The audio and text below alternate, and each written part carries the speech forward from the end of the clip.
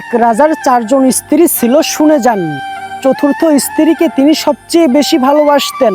সোনা, হীরা, দামি পোশাক দিয়ে সাজাতেন তাকে, আর সব সময় তার খেয়াল রাখতেন। তৃতীয় স্ত্রী ছিল রূপসী ও আকর্ষণীয়। রাজা তাকে নিয়ে গর্ব করতেন, তিনি মনে মনে ভয়ও করতেন, এ হয়তো একদিন অন্য কাউকে ভালোবেসে তাকে ছেড়ে চলে যাবে। দ্বিতীয় স্ত্রী রাজার পাশে থেকে সাধ্যমতো সাহায্য সহযোগিতা করত, বিশ্বাসযোগ্য ছিল, কিন্তু রাজার ভালোবাসার জায়গায় চতুর্থ এবং তৃতীয় স্ত্রীর মতো গুরুত্ব পাননি সে।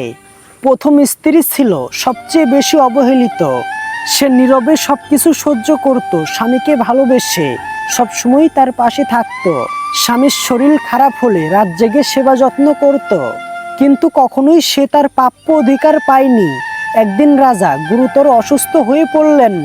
তিনি বুঝলেন তার সময় ফুরিয়ে এসেছে। তখন তিনি ভাবলেন, মৃত্যুর পরে কে তার সঙ্গী হবে। প্রথমে চতুর্থ স্ত্রীকে ডেকে বললেন, তোমাকে সবচেয়ে বেশি ভালোবেসেছি আমি, তুমি কি আমার সঙ্গে যাবে? সে স্পষ্ট ভাষায় জানিয়ে দিল, না, একদম না, এবং সে রাজাকে ছেড়ে চলে গেল। এরপরে তৃতীয় স্ত্রীকে একই কথা জিজ্ঞাসা করলেন রাজা। জবাবে তৃতীয় স্ত্রী বলল, আমি কেবল মৃত্যুর দিন পর্যন্ত থাকতে পারি, এরপরে আমি নতুন জীবন শুরু করব।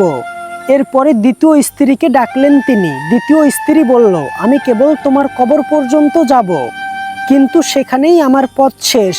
হঠাৎ রাজা শুনলেন কারো শান্ত কণ্ঠস্বর, আমি তোমার সঙ্গে যাব, তুমি যেখানেই যাও না কেন। রাজা অবাক হয়ে দেখলেন সেই কণ্ঠটি প্রথম স্ত্রীর।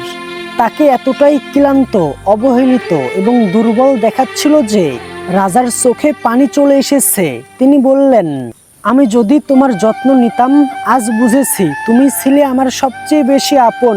শিক্ষা, এই 4 স্ত্রী প্রত্যেকেই আমাদের জীবনের এক একটি প্রতীক।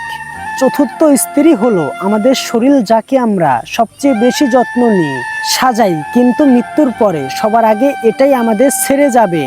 তৃতীয় স্ত্রী হলো সম্পদ, যেটা মৃত্যুর পরে অন্যের হয়ে যাবে।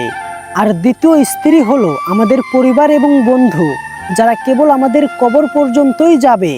আর প্রথম স্ত্রী হলো আমাদের আত্মা, যাকে আমরা সবচেয়ে বেশি অবহেলা করি, অথচ মৃত্যুর পরে একমাত্র এটাই আমাদের সঙ্গে থাকে।